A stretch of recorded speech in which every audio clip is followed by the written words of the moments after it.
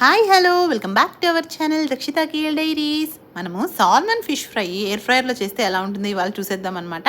చూస్తుంటేనే యమ్మీగా టేస్టీగా ఉంది కదా. సో ఫస్ట్ అయితే ఫిల్లెట్స్ అంతా నీట్గా వాష్ చేసేసుకుందాము. అదంతా తీసుకొని ఒక ప్లేట్లో పెట్టేసుకుందాం అనమాట. దానికి కావాల్సిన ఇంగ్రీడియంట్స్ ఏముంటాయి అవన్నీ ఇప్పుడు చూసేద్దాము. ప్లేట్లో పెట్టేసుకొని ఫస్ట్ అయితే సాల్ట్, కొద్దిగా పసుపు, దాని తర్వాత ఏమో కొద్దిగా కారం వేసుకున్నాను అనమాట. మీ టేస్ట్ తగ్గట్టు మీరు ఎంత ఉంటే అంత క్వాంటిటీస్ యాడ్ చేసేసుకోండి. నేనైతే కొద్దిగా తీసుకుంటున్నాను. నెక్స్ట్ అయితే గరం మసాలా వేసుకున్నాను. దాని తర్వాత కొరియాండర్ పౌడర్, ఇంకా అలాగే కొంచెం అల్లం వెల్లుల్లి పేస్ట్ కూడా. నేనైతే తందూరి గరం మసాలా కూడా ఉందండి, అది కూడా యాడ్ చేసుకుంటున్నాను అనమాట కొద్దిగా టేస్ట్ కోసము.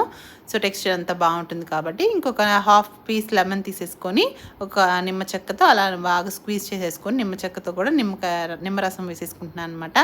సో ఇదంతా వేసేసుకున్న తర్వాత కొంచెం మనకి క్రిస్పీగా ఉండడానికి అని చెప్పేసి రైస్ ఫ్లవర్ తీసుకుంటున్నాను. సో రైస్ ఫ్లవర్ కూడా ఒక స్పూన్ తీసేసుకోండి.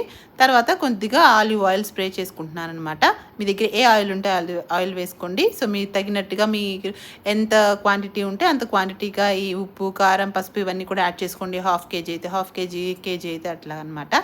సో మొత్తం అంతా స్ప్రే చేసేసుకున్నాక నీట్గా అయితే మనం మిక్స్ చేసేసుకుందాము అంతా కూడా. సో ముక్కలు పట్టించే ముందే ఇలా నీట్గా మనమే ఒక ముద్దలా తయారు చేసుకున్న మసాలా ముద్ద అంటే చాలా బాగుంటుంది అనమాట. అన్ని టేస్ట్ తగ్గట్టు మనం టేస్ట్ చూసుకొని ఏదైనా తక్కువైనా ఎక్కువైనా ఇక్కడ అడ్జస్ట్ చేసేసుకోవచ్చు. సో తర్వాత అంతా మనం నీట్గా కడిగి పెట్టేసుకున్నాం కదా.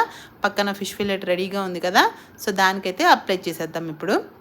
1 బై 1 ఒక పీస్ తీసేసుకొని ఇట్లా అయితే అప్లై చేసేస్తున్నాను అనమాట. చూడండి, సాల్మన్ అంటేనే చాలా విటమిన్స్ కానీ అన్నిటికీ చాలా హెల్దీ అంటారు కదా. సో సాల్మన్ అప్పుడప్పుడు ట్రై చేస్తూ ఉంటాను అనమాట. రోజు తినడానికి చాలా ఎక్స్పెన్సివ్ కదా. సో డెఫినెట్గా అప్పుడప్పుడు ట్రై చేస్తూ ఉండండి. టేస్ట్ కూడా చాలా బాగుంటుంది. ఇప్పుడైతే ముక్కలన్నిటికీ కూడా పట్టించేసాను. సో అన్నిటినీ కూడా అట్లా మ్యారినేట్ చేసి పక్కన పెట్టేసుకొని ఫ్రిడ్జ్లో పెట్టేసుకుందాము.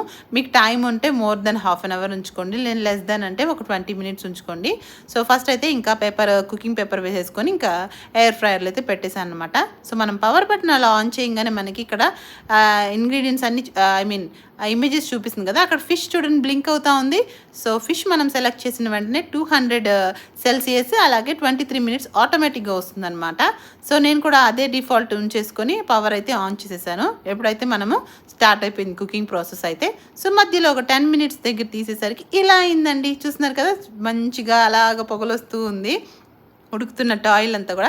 సో ఇప్పుడైతే నీట్గా పెట్టేసుకొని మళ్ళీ తిరిగేసేసుకుందాం అనమాట.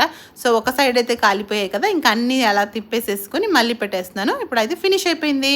వావ్, సూపర్గా వచ్చేసాయి కదా, మంచిగా క్రిస్పీగా. చూడండి ఎంత బాగా తెలుస్తుందో. మనము ఆయిల్ లెస్గా తినాలి అని అనుకుంటే ఎయిర్ ఫ్రైయర్ బెస్ట్ ఆప్షన్ అనమాట. లోపల కూడా ఈవెన్గా కుక్ అయింది.